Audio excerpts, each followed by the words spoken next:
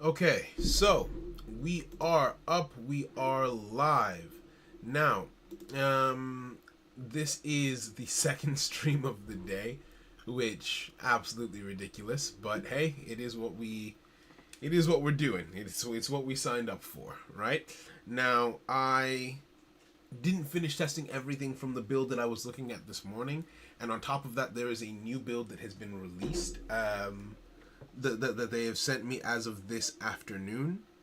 So I am just going to take a look at that, see what there is to see, make any updates we need to make.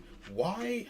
Okay, no, I need to get into this. Why isn't Pingcord working to notify? Because it's not sending notifications of me going live in the Discord for some reason. It sent them before, right? It sent when the channel was under the name TGN, it sent it. Is it because I've changed the name of the channel, perhaps? That might be it. Hold on. I'm going to play some music. My stream beats. But yeah, no, because this is the second stream, I will just be honest in saying that I am tired. Alright, I have not slept very much as of late, but there's work to be done, so we get up, we do the work. Now, music playing, or at least it'll kick in a second. Yep, there we go. And I think that's coming through on the stream. Yes, it is. Okay, so, like I say, there's a new build. I kind of do want to investigate why Pingcord isn't working first, because I see that becoming an issue later on down the line. We'll look up Pingcord, and what I've realized is just that streaming this, I need a PC, because streaming on this laptop, it just can't handle it. It causes, as soon as I got off stream this morning, everything started running smoothly. Everything started functioning the way that it was supposed to. It was so much better, and it's just altogether a better experience. I guess the thing to try is to just edit the channels that I have on display for Pingcord and change them. Yo, Jojo, what's poppin'? How you doing, friend? Yeah, because for whatever reason, the Nexus channel isn't sending the notification in the Discord for when we go live. I'm gonna play around with it. I'm gonna just reset everything. Pingcord can send messages in the channel. Yes, it can. Yes, it can. Yes, it can. Yeah, everything should be working the way that it's supposed to. But for whatever reason, it's not. I'll look at it later. Okay, so with what we're doing right now, yo, Mango, what's poppin'? So what I want to do this evening is just sort of pick up where I left off this morning with this new build. They have sent me something that contains more of the changes that I requested with the Forest Guard subset. I'm very excited to see how well the animation, well, not the animation, the VFX for one of the effects has been implemented, because the Forest Guard Centaur Sage and the Forest Guard Solenis, basically these three cards have had their VFX updated for when they use their effects, and I just want to see whether or not it actually looks good. I don't think I even need to play any runes. I think I can... Whoa! Why is this happening?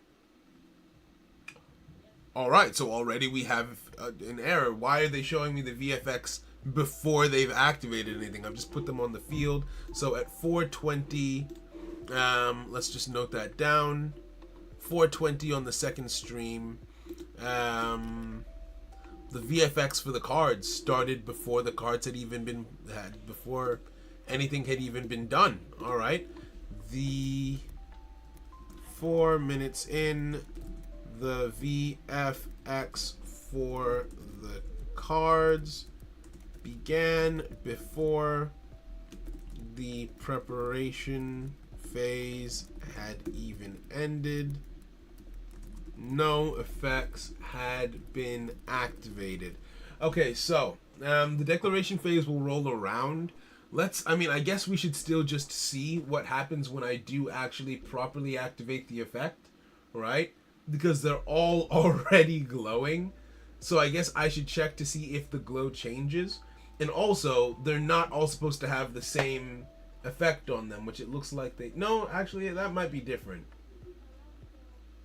Is that different? If it is, it's not different enough. And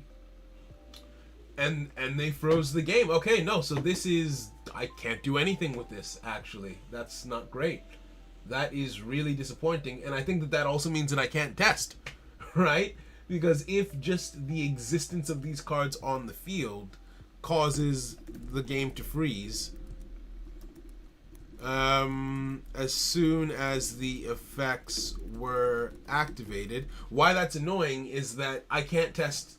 All of the effects in the deck revolve around Selenis. So if using Selenis' effect in this build makes it so that it makes it so that the game freezes, how can I test anything else? And Selenis is supposed to have a different VFX from the other two. Supposed to have a different VFX from the other two. Let's test it. Maybe it's only that one. Gear Tomb, how you doing, friend? Welcome.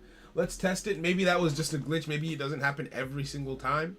Or is it legitimately every single time that those cards are played, they will immediately start showing me their VFX? Is that... Nope, it's inherent to the card, which means there's no way I can even cheat around it. If I only had Selenis on the field, it's even showing my opponent the VFX. On my opponent's screen, I can see the VFX for the card that I just played before the card is summoned. Once they fix the issue with the VFX being displayed, that won't be a problem anymore, so I'm not going to note that down, because the VFX shouldn't be displayed at this point anyway. If I activate tutelage, does the game freeze? No! Yes, it does. Okay, cool.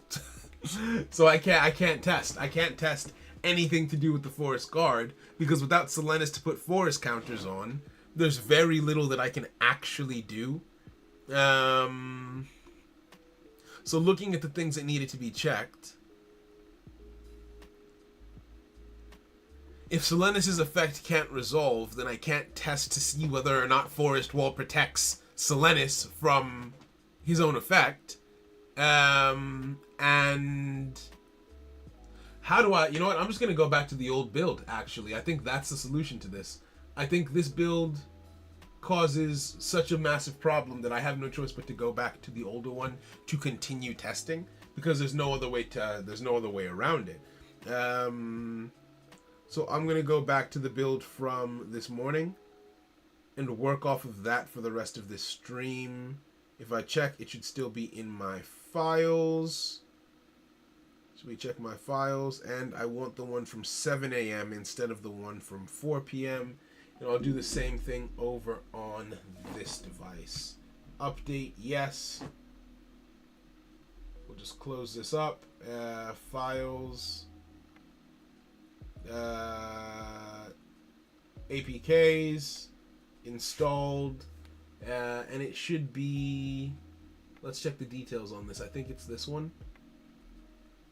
Details. Did I get version 5 at 7 a.m.? Yes, I did. Beautiful. So let's stage version 5 and just go back one, because yeah, there's just no way. There's just absolutely no way to test the other effects with the way that currently works. Hopefully the fact that they've made a new build doesn't preclude me from testing the old one. Although it sort of should, right, when you think about it. You play testing? Yes, I am. I'm just sort of going through... the developers were given a list of bugs to fix, and so I'm going through testing the fixes that they did in an effort to make sure that they've actually been fixed in the way that they need to be, for the game to function and run smoothly. Now, this version of the game that I've just backtracked to, because we've upgraded overall to a newer version, might have issues. I'm hoping that it doesn't. I'm hoping that I can play test normally on this version. But yeah, okay, so The first thing that I would like to test is Forest Wall, right? Forest Wall is supposed to prevent cards with forest counters from being destroyed, right? So, in this interaction, Selenis says, this card says, that each time a rune is activated, place a forest counter on another card you control. At the end of the wave, remove all your forest counters or destroy this card. So, I am going to opt to destroy this card. However, one of the cards that will have a forest counter on it is Selenis because of Forest Guard Startup. Which means that when Selenis attempts to destroy himself at the end of the turn, Forest Wall should activate to prevent that destruction from taking place, right? So by that logic, let's see how this plays out, right? Let's see if Forest Wall prevents destruction from card effects. The game will just run through all of the phases, even though there's no cards playing. It's just going to go through those motions. Wave End comes around, and now, okay, destroy Selenis, Instructor of the... Does not work. Okay, so it did not work to protect Selenis from destruction. Forest Wall still not working. Let's see if it works to protect cards from destruction via battle. Right? It did not protect Selenis from destruction via effects. Let's see if it protects him from destruction via battle, and the time code for that was... Let's just call that 11. 11. Forest Wall did not protect Selenis from destruction via his card effect. Let's see if it protects him from destruction via battle this time. Right? Because that's literally all. That's the only thing that the rune is supposed to do. If it doesn't do that, then that means the rune just doesn't work. So I need my opponent to send a card to attack me this turn. We will put Selenis down here. We will put the Wandering Tuertian on the opponent's screen to do battle with. We will put down Forest Guard Startup once again and Forest Wall once again. Declaration phase rolls around, and what should happen here is Tuertian should come to attack me. Sure, he can leap to get here faster. It makes things a bit quicker. We can activate Tutelage. It doesn't really make a difference, and we will activate Startup to target Selenis. And yeah, that should be it, right? So when Tuertian comes to attack, what should happen is when he selects me as an attack target, the battle should go through, and then after the battle goes through, I should get the prompt to save myself from the destruction that would follow. Okay, so it protects you from destruction via battle, which is cool. All right, so it does protect you from destruction via battle. No, it doesn't. No, it doesn't. No, it doesn't. Never mind. It does not protect you from any form of destruction. The card triggers, but it doesn't do anything. And the time code for that was 13. And yeah, destroy Selenis. 13. Forest Wall does not trigger to... No, it does trigger. The Forest Wall does trigger, but does not protect the card in question from destruction. Cool. And I think I'll take I had a note here. I think I will just take it off. Forest Wall. Right. We'll take that note off and just leave room for the new note that's going to be added on. So Forest Wall, no work, no comprende.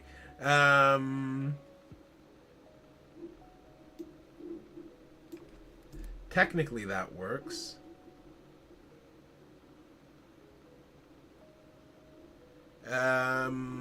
Let's see here. Removing games. So right now I'm going through... Right now I'm just sort of going through the feedback list to see what needs to be added. Second Wind does not show my opponent's card, so since I have that there, I will take this off. just so I don't get confused. The VFX has been added, it's just not working properly. It has been added, it's just not working properly. And I've got a different note that I'm going to put up for this one. So, all of those things have been addressed.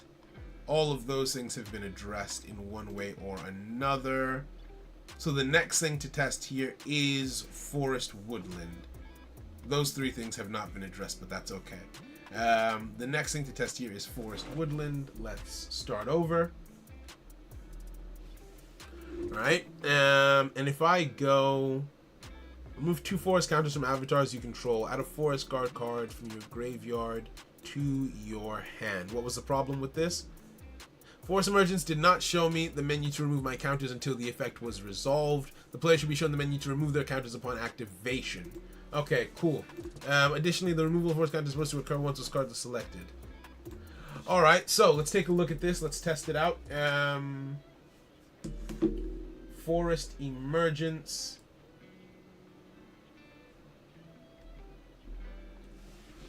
And yeah, we look into it. Right, I got the build that had the VFX very quickly, and I feel like maybe it was rushed, and that's why we've got this error. So I need to generate some counters, so I'll need Selenis, which means I'll want Startup. What else will I want? I'll want Selenis, I'll want Startup. Things that are easy to send to the graveyard. Woodland would contradict the strategy. Emergence is what we're testing. And wall. Okay. Let's go.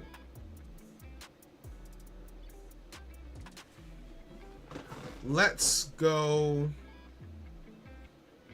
Minos. Let's go Sage. And let's let Selenis die at the end of this turn. Right? We'll let Selenis die at the end of this turn. So we're not going to activate anything to follow up. Dog, how can you stay in front of a PC for that long and not have dry eyes? To be honest, I don't. I don't know. I do have blue light glasses that I wear from time to time. But yeah, no, it's you just get used to it after a while. Yo, Zeluxus, how you doing? I forgot to send you a build. Apologies. It was very, very late. Or early, I guess, since it was like 7 in the morning or something like that. Right? Wait, what did I just activate? What effect did I just activate? Oh, I must have activated Minos. Okay, cool. That's fine. Inexcusable. I apologize. I apologize, good sir. Kind sir. We go Forest Guard Startup. Place a counter on Minos. We'll just put everything on Minos for the time being. Actually, no. I want to put 1 on Minos. 1 on Centaur Sage. Don't chain. Love just the confirmation that things are working the way that they're supposed to. I have failed already in what I was trying to achieve, but that's okay. I have already failed. Apology not accepted until we play Ultra Rumble again. You never have time. You never have time to play Ultra Rumble. Don't chain. It might as well not attack. Okay. Now, I am going to... Let's remove the forest counters. Let's just remove the forest counters. Forest Guard Startup is in the graveyard. That's fine. Now, next turn, we will play... Let's play... Oh, perfect. These are just free counters, basically. 1, 2... We need Forest Emergence to be one of the cards, actually. 3. And that should be fine. Right? That should be fine in terms of the stratagem for this turn. Declaration phase rolls around. My opponent's happy. I'm also happy. The wave begins. I go tutelage immediately. We don't chain anything else. And Emergence should not be activatable at present. Let's see if it shows up in the window. It does not. Beautiful. Activate Incinerate. We will target Selenis. And then we will target a card to place a forest counter on. We need a message at the top that says, please choose a card to place a forest counter on. So that people don't get confused. We will activate Exorcism. Place another counter on Minos.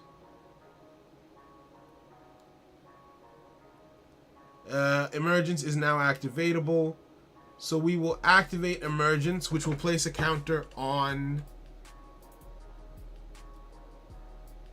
It didn't... Oh, no, because it removes them at activation. Which is it? That doesn't test the thing that I want to test. It's good. It is removing... It's doing what it should. It is doing what it should. Because what the issue was with it before was that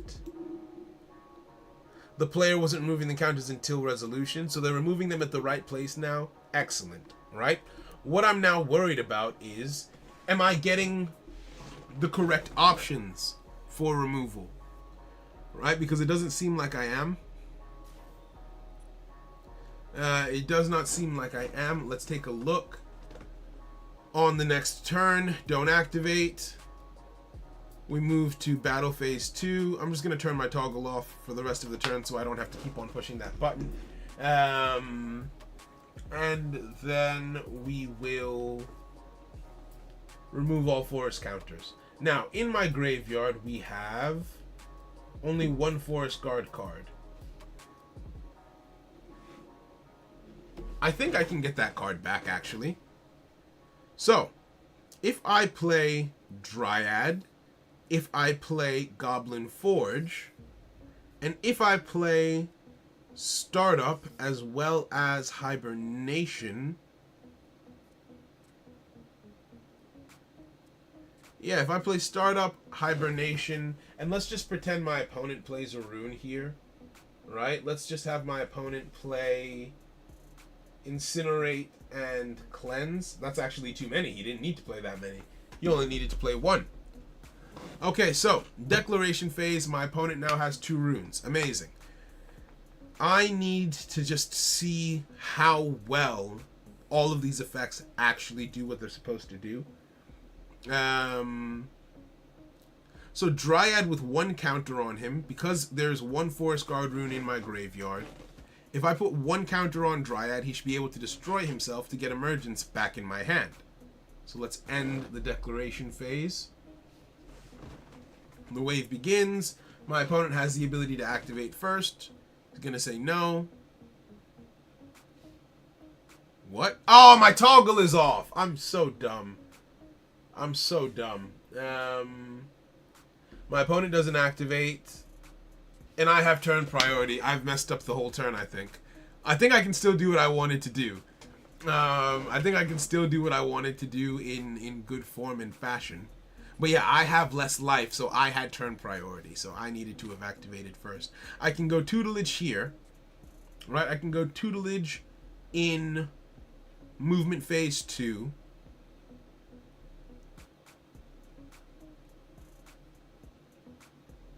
If I go tutelage in movement phase 2, and I go Nature's Forge, right? We can go Nature's Forge here. That will just generate a forest counter for the price of freedom, right? Forest counter gets generated. Don't chain anything.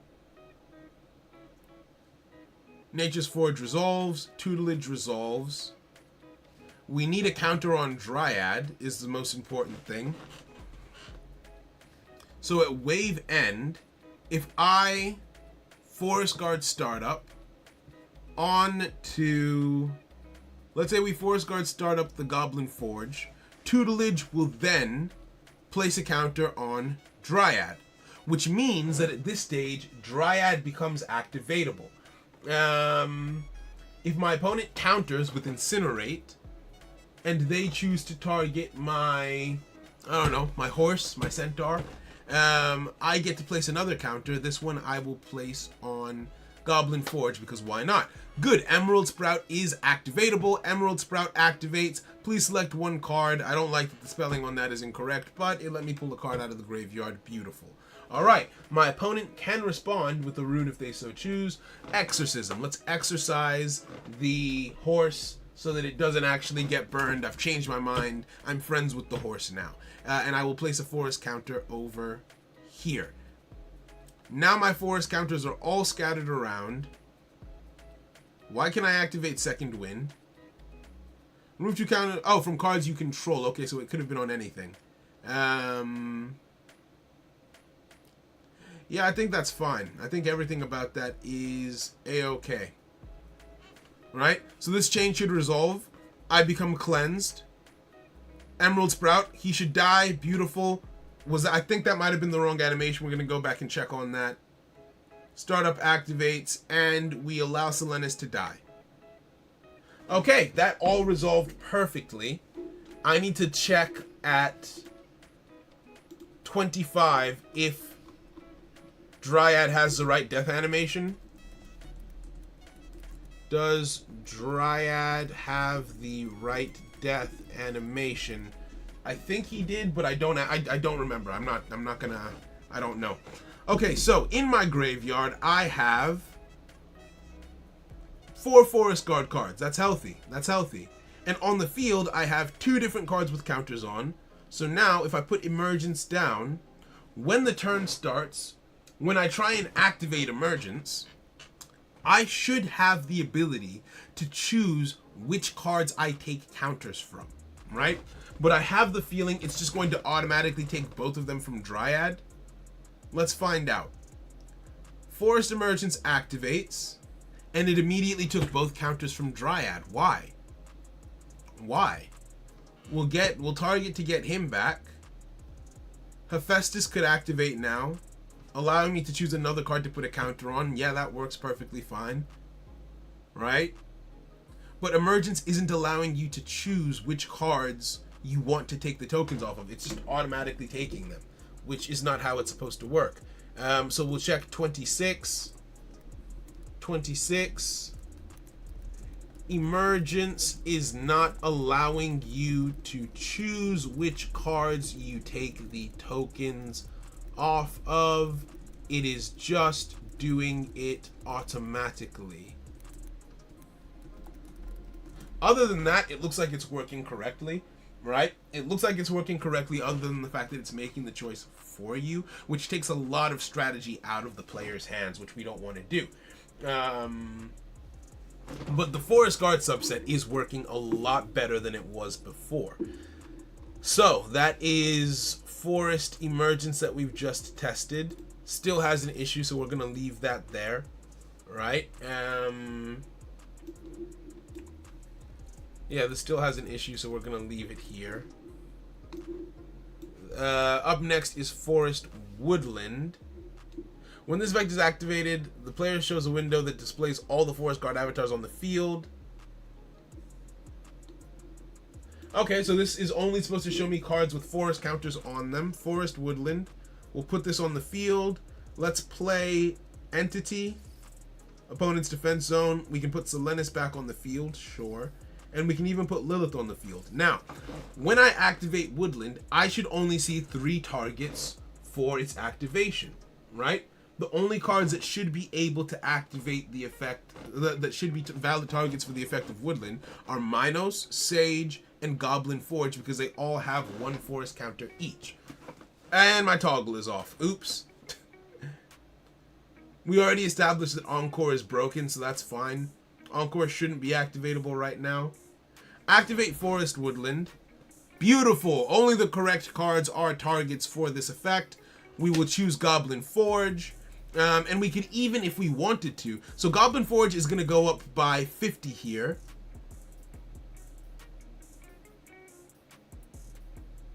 Attack or defense. Ooh, is it going to let me choose? Is it going to let me choose? Let's go Nature's Forge, so that when that effect resolves, I go up by an extra 1. Right? So that means I should be going up to 250 here. But it's automatically going to my attack. Why? So, Woodland is not giving me the choice between attack or defense. It is just automatically boosting my attack. Or is it boosting both? Let's see. Let's see. No, it's just automatically boosting attack. Woodland is supposed to boost attack or defense. So let's put that down. The time code is... Let's go 30. Alright, let's go 30. Woodland is not giving the choice to boost attack or defense. It is just boosting attack. And yeah, that isn't how it's supposed to work. That's not how the news is supposed to go. So it didn't give me a choice. But it is showing me the correct targets now, which is beautiful. Love that. Absolutely love that. So Woodland we can check off. So we've tested everything that is down here. Right? Second Wind still has problems. We know that already. Center Stage. The VFX has a problem. We know that. Forest Guardian. VFX has a problem. We know that. Selenis. VFX has a problem. We know that. Beautiful. Okay, so we are done testing the Forest Guard subset. That's everything for Forest Guard that we needed to look at.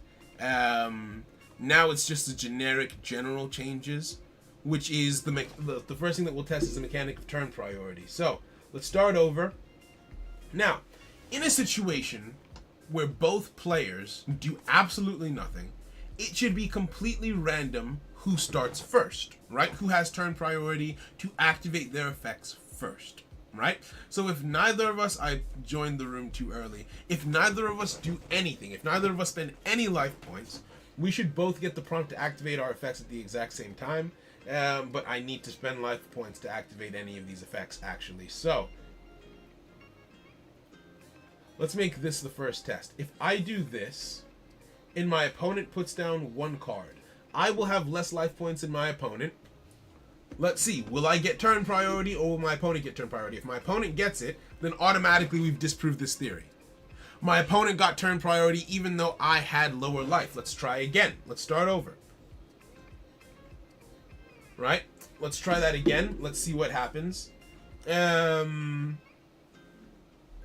Because it should not be guaranteed. It should be. It's a coin flip. On turn 1, turn priority is a complete coin flip. It can go to either of us. So let's see who it goes to this time. We'll do the exact same thing. I've got an activatable effect. They've got an activatable effect. Let's see who gets to shoot first. End. End the declaration phase on both sides. Wave start. My opponent got turn priority again. Okay, so that's 2 times my opponent has gotten turn priority. Let's try again. Again, this is the kind of thing that you have to test over and over and over again in just a loop to see. Because if I get turn priority even once, we know that it's working properly, right? But if my opponent always gets turn priority, then we have a problem somewhere. I just don't know what it would be. So we're going to keep on going. We're going to try it 10 times. That's 2. Let's go for number 3. And if I get turn priority even once out of these 10 times, then we know that it is working, and it is just a coin flip that I am very good at losing. Wave start. My opponent has turn priority again. They have higher life, though, so I'm not sure. Even if turn priority was bugged, I don't know what would be causing them to be going first. But let's try it again. Let's head in. Let's head in.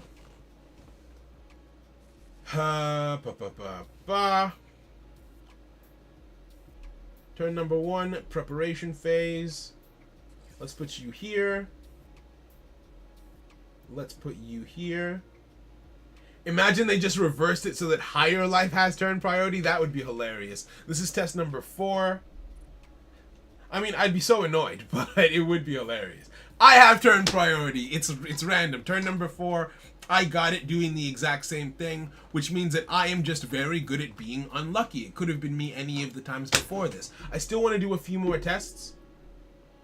I still want to do a few more tests, but that I think confirms it, because for it to happen once, that means that it is something that can happen, and probability just has not been on my side up until now, right?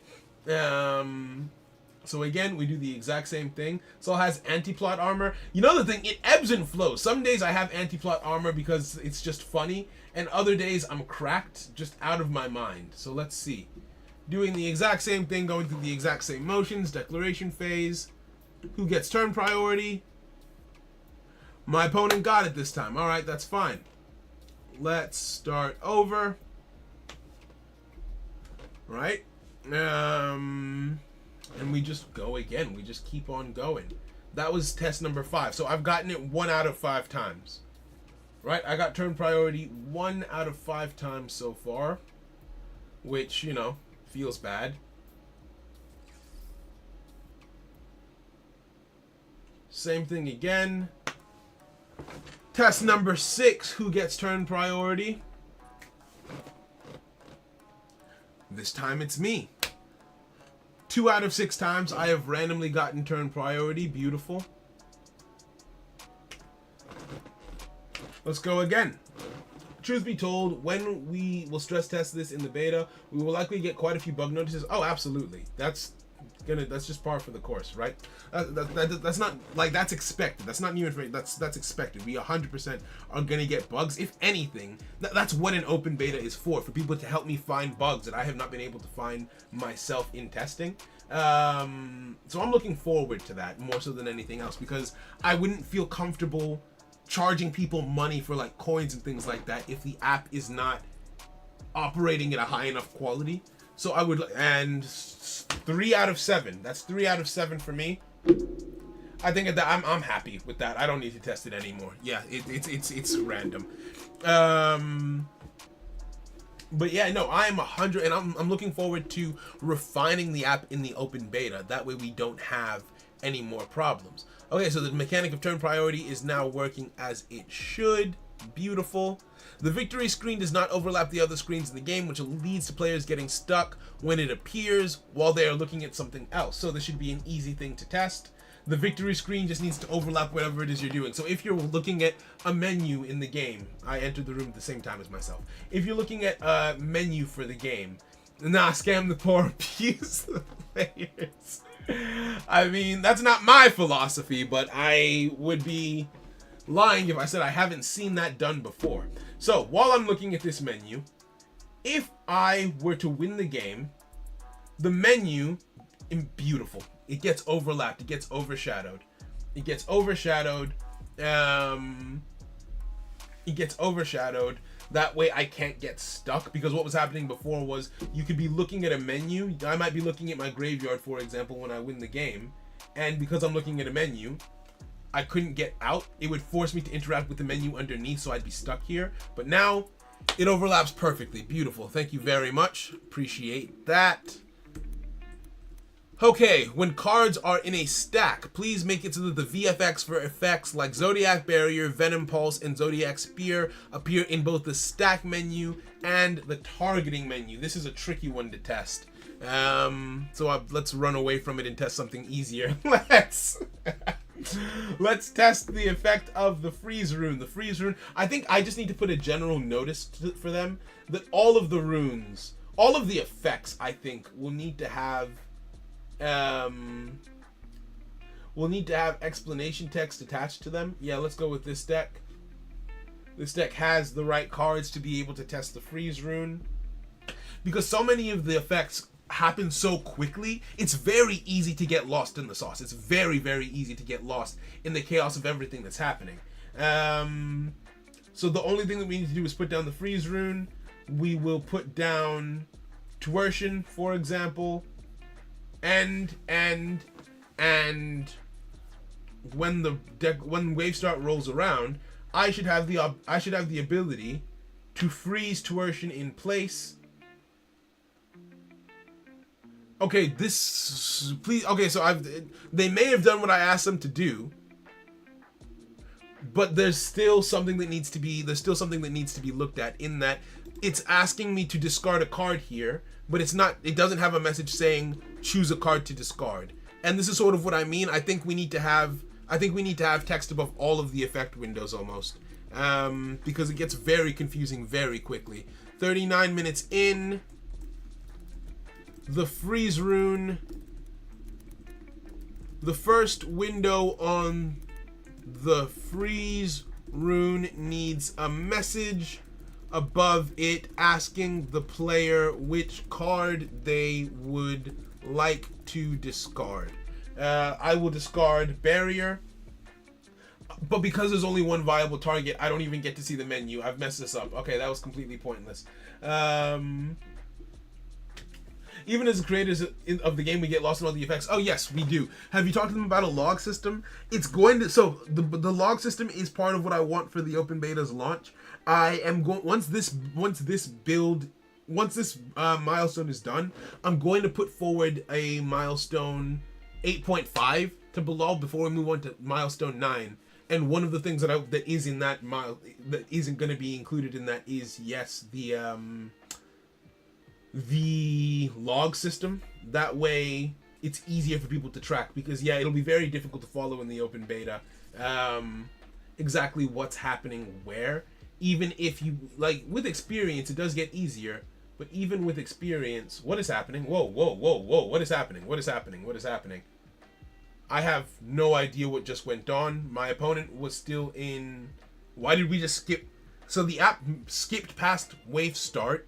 Let's log that. That was at 40 minutes in. I think I pushed the buttons to move to the next phase in a weird order between the two devices. I think I hit them at the exact same time on both, and it just skipped wave start. The app skipped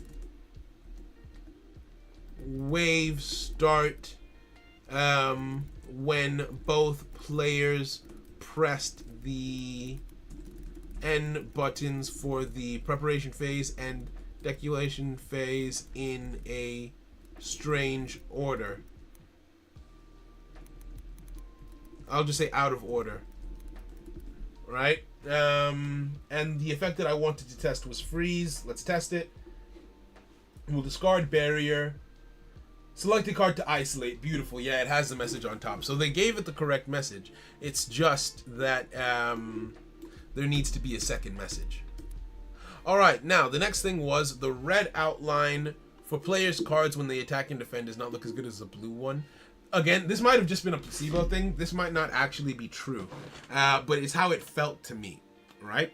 So we'll actually see this through, because I want to see how well Tuition moves after having been isolated the turn prior, right? Tuition should not have any restrictions on it for this turn in terms of how it plays.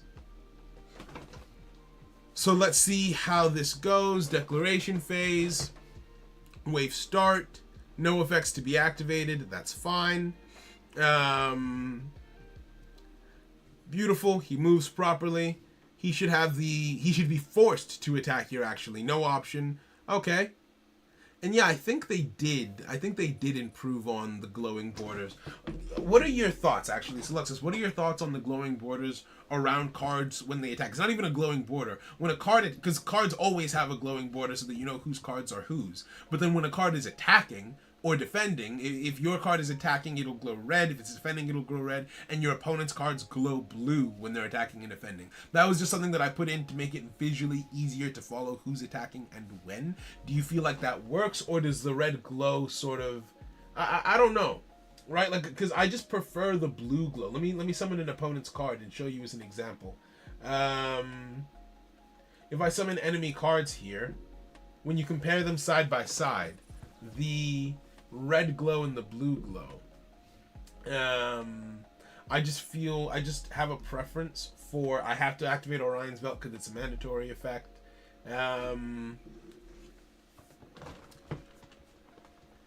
Yeah, I just feel like one outclasses the other. So Ryu should attack first here. He has the option to switch, but he chooses not to. Battle phase 1 rolls around. And I like that. That's like, in it, looking at it very, very closely, I do think it is identical, right? Where it's just lit up and it glows. I legitimately think it is just an issue of the color red not looking as good to me as the color blue. I do think it's just that, because looking at it here as well, yeah, they have they glow the exact same way. They glow the exact same way, and we bound back to hand, right? So yeah, I'm gonna take that off and just say that that looks okay. Okay, so the last thing to test is VFX and the stacking thereof. What happened? Let's just see if Switch breaks the game here, right? Because for whatever reason, Switch has just been a pain in my backside. Battle Phase 2? No freezes? Can I? And it... Okay, so Switch works. You see what I mean? I feel like we never actually get to see Switch work properly, but that is exactly how Switch is supposed to work. That's a perfect example of Switch working the way that it's meant to. But so often... so often it doesn't. Let's start over. And let's mix it up a little bit. What am I testing now? I need to test the...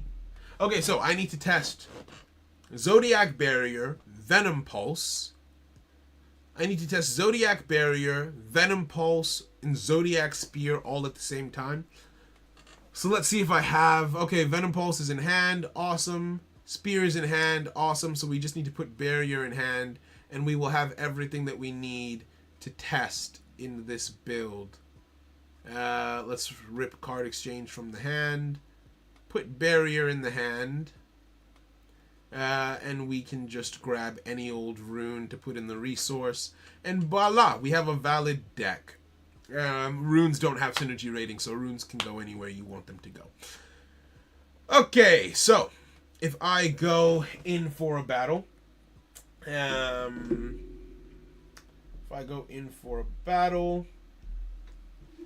let's see what we are and aren't able to do. Now, when cards are in a stack, the VFX for Zodiac Barrier and Venom Pulse and all these other effects are still supposed to apply. So let's summon Reyes because we know we're going to need her. Let's summon Mraiga, and let's summon Boss Guardian right on top of Mraiga just to be annoying. Alright? Let's just say the player decided to summon the card like that. Let's go Spear first. Let's test Spear first. Actually, we can test both. We can test everything. Okay. Let's begin. Declaration phase rolls around. I lose my life points. I love the red effect showing the life points counting down. It's beautiful. Wave start hits. We are forced to activate Orion's belt before we can activate anything else. That's perfectly fine. And let's start by activating Zodiac Spear. We will target Mraiga because it's not at the top of the stack. And we don't chain anything. Right? So, in the stack VFX now, if I click on this, beautiful! Okay, so we can see the VFX in the... Oh, it covered the banner. That's not supposed to happen.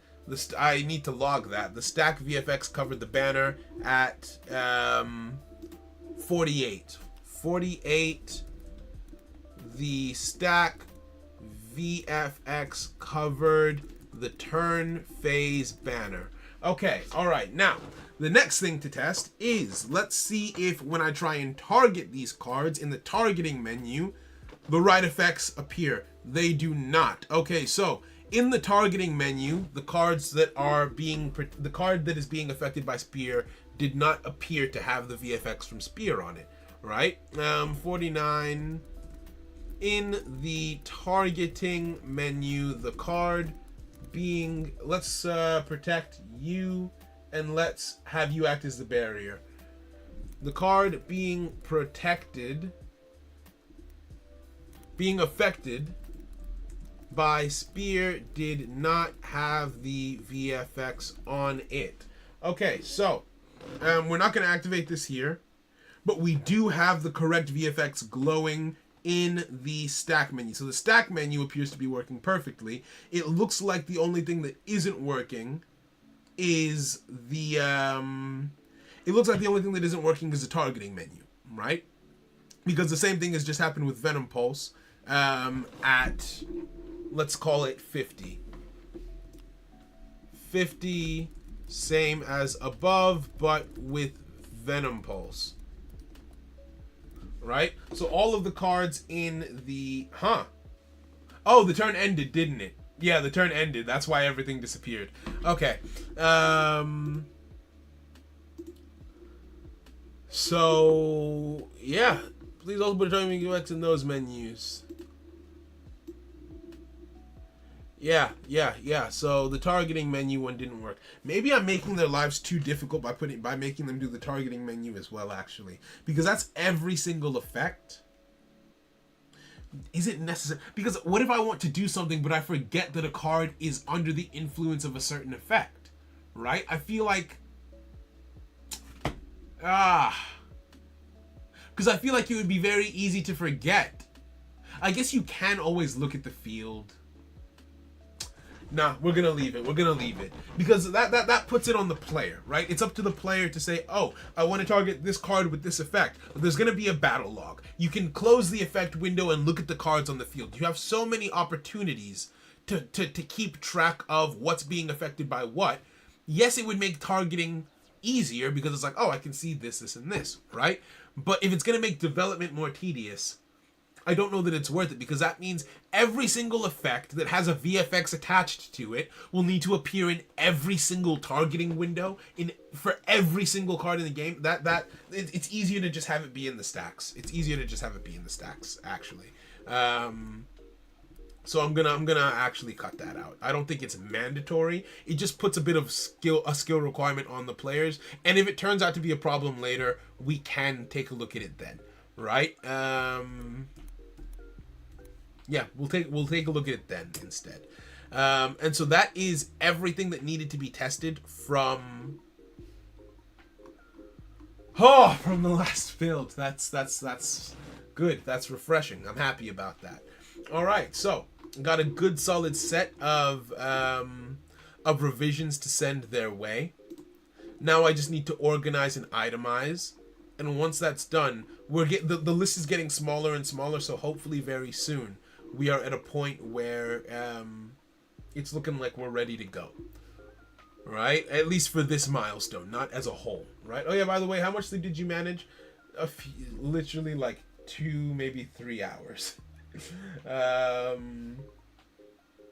I am a-okay. Don't you worry. I'm going to get a good set of sleep tonight, because these briefs will be sent out, these briefs will be done, and I can move my attention to other things. Like, for example, I'm currently in the process of figuring out how the reward system is going to work between the website, a Kickstarter, and the Patreon, right? Because we're going to be doing a Kickstarter when the open beta starts. On the Patreon, there's going to be certain tiers. I'm making sure that, like, no 2 tiers overlap. You don't get the same. Like, for example, if you could get something from... Oh, I'm getting a call from my cousin. I'll call him back right after this, right? If I can...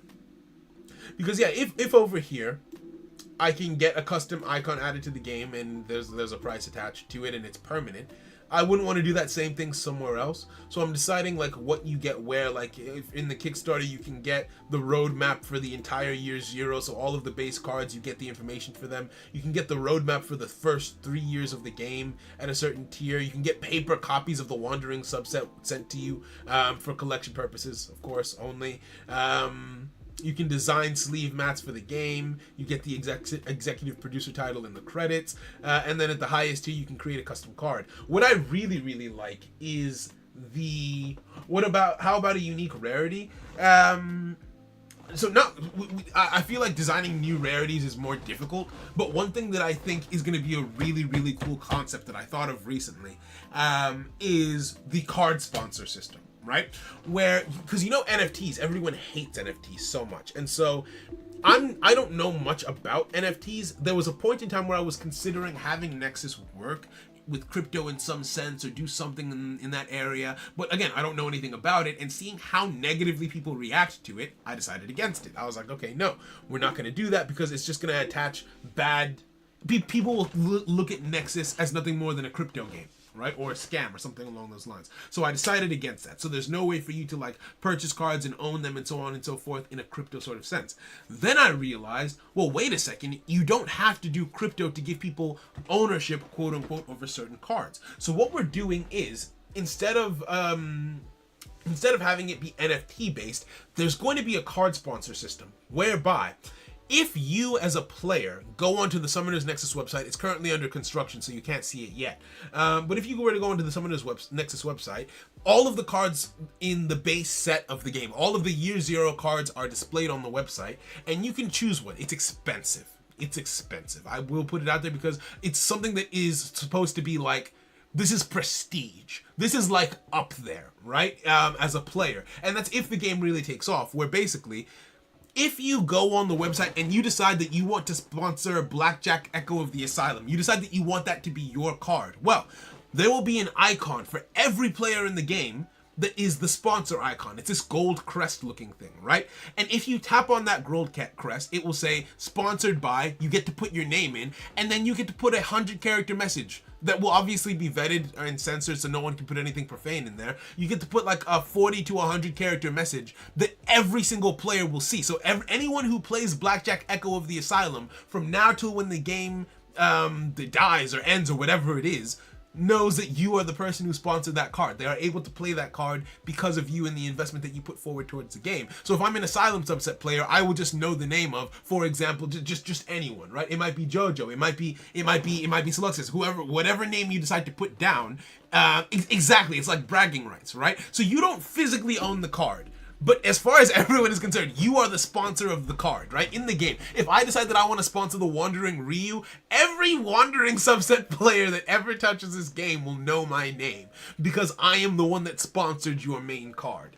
And so yeah, it's bragging rights. It's unique. It's not unique to each player. It's unique to each card, right? Because each card can only be sponsored by one player in the game. Once someone chooses to sponsor, for example, the Wandering Ryu, it's gone. No one else can ever sponsor it. That person's name will be the only crest to appear above the card because you don't want to have multiple crests over the same card. That's just going to clog things up from a gameplay point of view, right? So only one person can ever sponsor a card, or at least that's how I'm going to start it off. I don't think that I don't have the intention to make it so that you can have multiple sponsors for the same card currently. Maybe that's a system that gets introduced later on, but at present it's just going to be the case that like everyone sees your name, which I think is just going to be really, really cool for bragging rights. And it makes you feel like you're a part of the game because you get to have your own custom message put in the game for everyone who plays that card to then read, which I think is just sick. So yeah, that's the card sponsor system that's going to be integrated in the app as well. So there's a lot of stuff. There's a lot of stuff coming. I just realized I was talking about Blackjack Echo of the Asylum while you guys couldn't actually see the card in question. This is the card that I was talking about. So like he would have like a gold crest overhead, and that's how that system works. It's so cool seeing the game on the screen and then also seeing it on my phone. Like this and this are the same thing. It's so cool. I made a game, you guys. I made a game. I fully just sat down and was like, you know what? I'm sick of it. I'm making a game, and I made a game, and it's almost ready for you guys to play. And that's so exciting to me. I know that right now we don't have that many people who have eyes on the Summoners Nexus channel, but I genuinely believe that the moment the open beta is out, the Kickstarter will start, and I'm going to start doing promotion. I'm going to start asking, like, for example, YouTubers if they're interested in covering the game. And I've got a whole like marketing like strategy and campaign planned out for how I'm going to do it. So yes, it will be small beginnings, but I genuinely believe that if the quality of the game is able to hold up, people will come, right? So I'm excited. I'm very excited for all of that coming up soon. And yeah, we'll see from there. I got a few people that might be interested. No promises, no worries, right? Like again, I'm not at a point where I'm gonna ask any one person to start like shilling it to friends or family or this or that. I'm obviously gonna do the general like call out, like, oh hey, check and see if your friends are interested. But if you don't check and see if your friends are interested, that's also okay. But I appreciate every set of hands that are helping get extra sets of eyes on the project, right? Yeah, we're just spreading the word. Watt007 would definitely promote the game. He's a homie. Yeah, no, Watt has been a homie for a minute. When the game comes out, I want to reach out to Watt. I basically disappeared. I used to chill with Watt. I used to chill with Galaxy. But ever since I put my head down and started working on Nexus, I lost touch with all of them. I interacted with Brad once, so I don't know if I would call us friends, but we were acquainted to an extent. He might not even remember the interaction, actually. But I'm gonna also just reach out to people who I've never met as well, and just see in a general sense who is interested to cover it, and see if I'm also able to get like a little bit of a marketing budget together. Nothing massive, it will be very, very small. But especially if the Kickstarter is able to do well, it's going to be a 30-day campaign. Hopefully we can do something here. Hopefully we can do something here, right? I'm in the friend group with Watt and Galaxy, so I got you blessed, right? I mean, Watt is doing Pokemon stuff these days, so I don't know if he'd be interested. I know he did Power World for a second, then it's Pokemon. Maybe he'd be interested in like streaming it once or something like that, or just checking it out. But I've got plans for how everything is gonna work. Like, there's gonna be set times where I tell everyone, oh hey, there's traffic from like 6 p.m. to 9 p.m. GMT is where you're most likely to find a match. But also there's a tutorial system in the game and a bot you can play against for practice on your ones. So there's a bunch of stuff cooking. Like, when I sit down and I actually think about it and I let myself like, oh, there's so much. I'm so excited. I'm so flipping excited for all of it. And I can't wait. I cannot wait, because this game is actually fun. Like, I actually, when I started this process, the aim was to make a game that I enjoyed. And I do feel like I've done that successfully. I feel like I can look at this and be like, oh yeah, I would happily sit down and play this. Like, it's going to be so fun as well, the guild system, because how the guilds are going to work is it's going to be a case of, because right now you can just artificially increase your guild's rank, right? I can just take my guild up through the ranks. You guys can't see it because my face cam is blocking it, right? I can just artificially increase my guild's rank, and now we're a higher rank, right? But when the open beta launches, that's not going to work anymore. The only way to increase your guild's rank is to recruit players who are of a high arena rank, right? So you as a player have worth. Like, currently I am bronze 4, right? I can artificially increase this right now. That won't be a thing when the game is done, but I can artificially increase my rank. Now I'm bronze 3, right? Now I'm bronze 2. Now I'm bronze 1, right? And so on and so forth, and upward to silver, to gold, and platinum, so on and so forth, right? So I can increase my rank artificially. In the open beta, you won't be able to do that. The only way to gain RP, the only way to gain arena points in the open beta will be to actually win games. I'm trying to have it launch with a functional rank system. You can win arena points and lose arena points, and so there will be a leaderboard for the top players. And then for the guild side of things, the only way to gain guild points is to have high-ranking players, and also to have those players win games. So if you are a bronze 4 player, you're not that valuable to a guild. You might get kicked out. You better play. You better get your grind up, right? Because if I'm trying to have my guild be the best guild in the game and ranked number 1 on the leaderboard, I'm trying to make sure that we have as much RP as possible, because the leaderboard is over here, right? I'm trying to make sure that we have as much RP as possible. So I'm pushing, I'm grinding. We need to be ranked number 1 in the world, right? So if you're not playing, if you're not getting your rank points up, tough, right? Tough. I'm gonna kick you out. And if you're losing lots of games and losing us a bunch of RP, that's also a problem. Currently, there's not a system where you can see the wins and losses of the guild members, so you'll be safe at the outset, don't worry. But yeah. So question, how long do we project games to be? Funny enough, I actually wrote a script for a video that talks about this exact thing yesterday. My projection is that games will last the average game will last from 10 to 15 minutes at most, right? They can be shorter than that.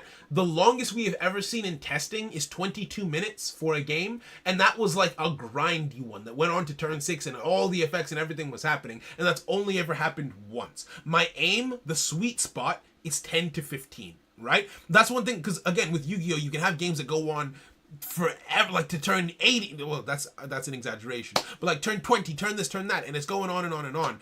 Whereas with Nexus, my aim was to sort of condense it, which is why there is a limit of 6 turns, which means that, like, even just objectively, there is a finite limit. Like, yes, both players get 90 seconds to activate effects each turn, and 45 seconds for declaration and 1 minute for preparation, but after that, everything is automated. So once that is gone, there is just a set cap for how long a game could ever potentially be. which if the longest a game could potentially be, let's say both players are playing like a stall strategy or something, is 20 to 25, awesome. If the average is 10 to 15, I'll take that, right? Power creep needs to be slow. I mean, we have the 6-year plan done, is the thing, right? Like, we have, well, in fairness, only year 0 is the only thing that has been balanced so far. We've balanced out the cards for year 0. We've come up with card effects for years 1 to 5, if I'm not mistaken. But once the game is out, we will then go back into TTS, Tabletop Simulator, and start testing the cards that are coming into the meta. To see their power level and balance them before they hit the game. And then if something comes into the game and it is too strong, we can curb that power. We can either change its attack and defense values. We can change its synergy rating to make it so that it can only be played inside of its own deck so that you can't have broken combinations.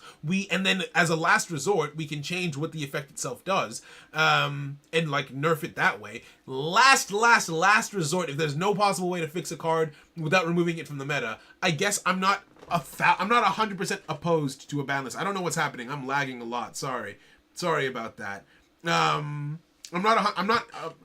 don't want to have a ban list for the game. I would rather because I hate when I love a card so much and I'm not allowed to play it. That feels bad, right? So I would rather have that card be touched a little bit than banned completely. An idea, if I may, please go ahead, please. Right, we're open to ideas here, and I'll hear this, and then I think we'll wrap up for the day, and I will compile my notes, send them to the developers, and then just go back to working on just scripts and perfecting things and so on and so forth. But let's hear this idea first. By the end of the first year, we will have a larger pool of players to play the game. Why not make a roll of players that test future sets? That way we may speed up balance.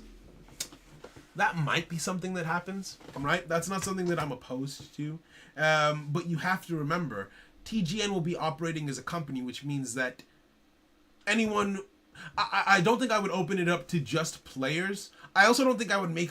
I don't think I would have it be employees either. I haven't decided, but you are right. It's something that I've thought about. It's just, let's say I have someone testing a set that's supposed to come out 6 months from now, and that person then leaks the set, right? I want to do what I can to avoid leaks from being a big part of the game.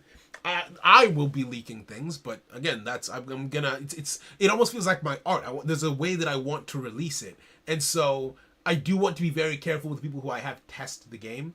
But I'm also, for example, considering the idea of, if there's a set coming up, have a members only stream where members are allowed to watch the testing process, right?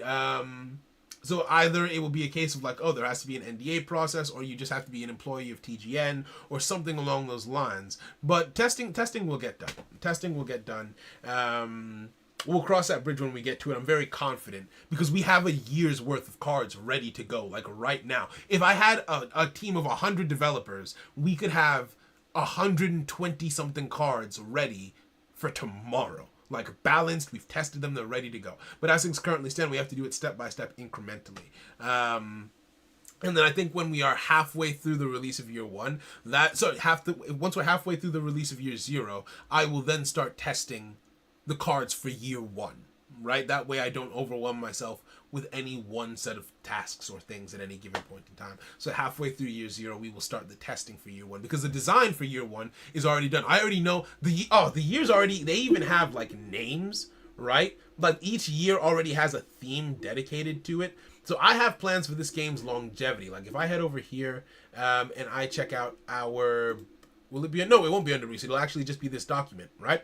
So these are all of the cards coming out in year 0. We have 78 avatars and 45 runes coming out in year 0. And all of that is known, right? All of that is, don't reveal too much. Oh no, absolutely. Like the information for what's coming out, like these set names, these are the different sets that are coming out. They're not even coming out in this order. These are just the cards that are coming out, but the order is going to change. I've ended up changing the order of the sets because I've realized that yes, initially it was in this order, but I want to add more generic things faster. But if you come down here, you have year 1, the art of contest. It's just people refining the mechanics of the game. So year 1 is going to be the art of contest. Year 2, combination genesis, where we introduce new systems and mechanics. Year 3, again, the art of ascension, new systems and mechanics. Year 4, year of the summit. Year 5, Contract with the Ancients, which is new mechanics. And then Year 6, Heart of the Summoner. So there is a full-on 6-year plan. Technically 7-year plan because we're counting Year 0 as one of the years for set releases for this game, with new cards being added into the mix every single month. So it's planned out. It's planned out. We ready to go. We ready to do something. Okay, thank you guys for hanging out with me while I did some testing. I appreciate the company. I am going to hop off and start compiling my notes, and we start moving from there. So I will stream again either when I get another build. There may be a stream this Sunday for server sets, just to hang out, play a little bit, and we go from there. Have a good rest of the day, and take care. Enjoy the weekend, friends.